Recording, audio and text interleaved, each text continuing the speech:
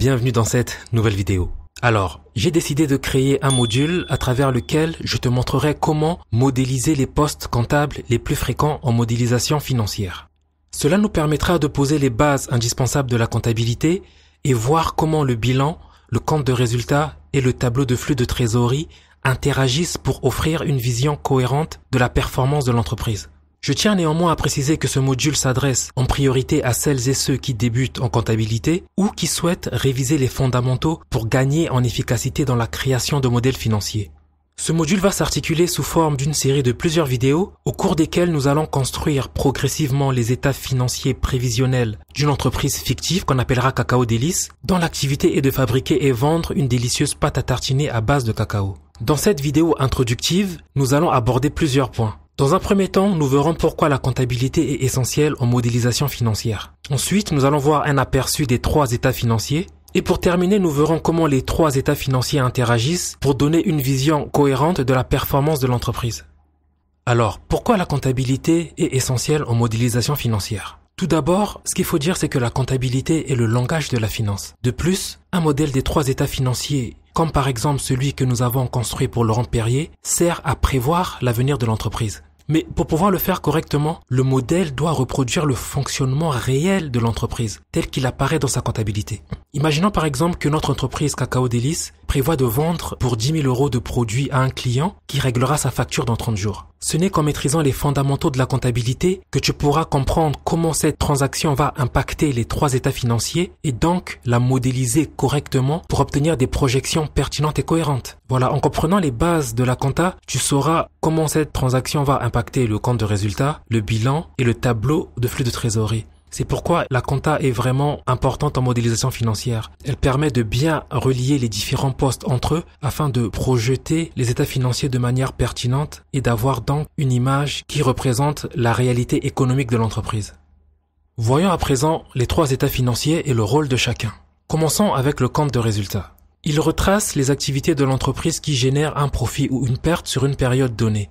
On y trouve les revenus, les dépenses et les impôts correspondant exactement à cette période. Voilà, c'est l'élément important à retenir sur le compte de résultat. C'est que les revenus et dépenses doivent correspondre exactement à la période concernée. Par exemple, si notre entreprise Cacao Délices livre un produit en 2025, on ne peut pas l'enregistrer comme revenu de l'année 2024. Tout comme si par exemple l'entreprise achète en 2025 une nouvelle machine pour emballer ses produits pour un montant de, disons, 150 000 €. Étant donné que la machine sera utilisée pendant plusieurs années, le montant de l'achat, donc les 150 000 € ne peuvent pas être comptabilisés dans le compte de résultat.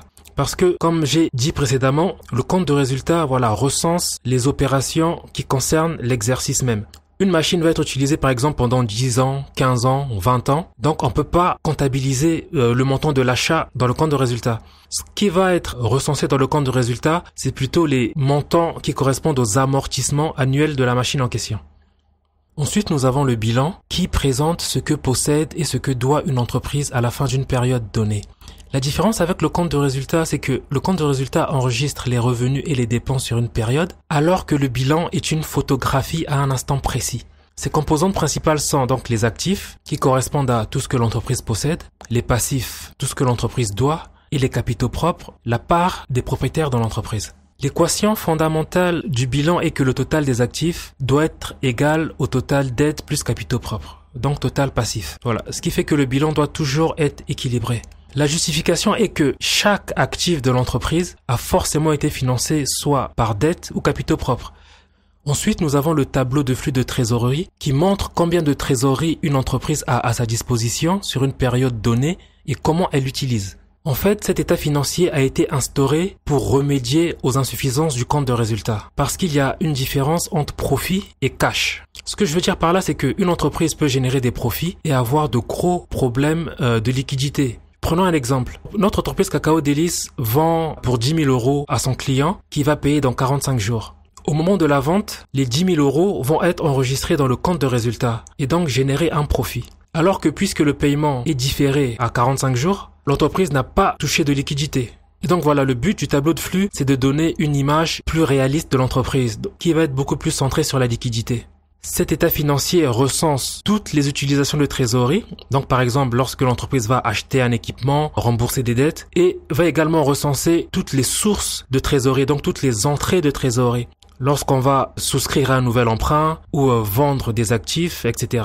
Et donc à la fin du tableau de flux de trésorerie, nous avons le flux de trésorerie total qui va se rajouter ou encore qui va venir réduire le cash que l'entreprise possédait déjà. Voyons à présent, grâce à ce schéma, comment les trois états financiers sont reliés entre eux.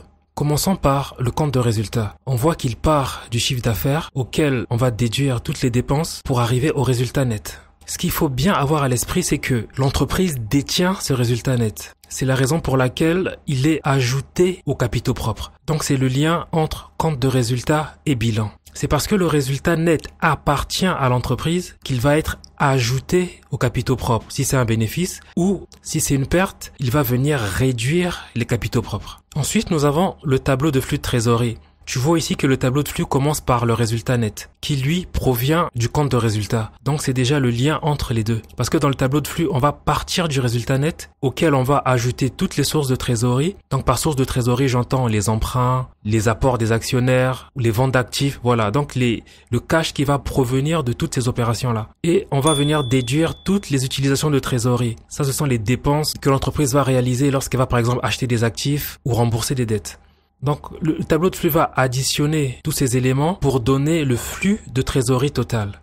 Puisque l'entreprise va générer ce flux de trésorerie-là, ce flux de trésorerie lui appartient et va donc entrer dans ses actifs. Et le poste qui va être impacté, c'est le poste trésorerie qui est au bilan. Parce que ce flux va venir se rajouter à la trésorerie que l'entreprise possédait déjà. C'est donc le lien entre tableau de flux et bilan. Pour résumer, le lien entre les trois états financiers est régi par deux règles. La première est que le résultat net s'ajoute aux bénéfices non distribués dans les capitaux propres. Et la deuxième, la trésorerie de fin de période du tableau des flux de trésorerie s'ajoute à la ligne trésorerie du bilan. Dans les prochaines vidéos de cette playlist, nous découvrirons à travers des exemples concrets la logique comptable qui se cache derrière les principaux postes utilisés dans la construction des états financiers prévisionnels. Donc nous allons voir comment modéliser les créances clients, les stocks, les dettes fournisseurs et bien d'autres encore. À très bientôt pour une nouvelle vidéo.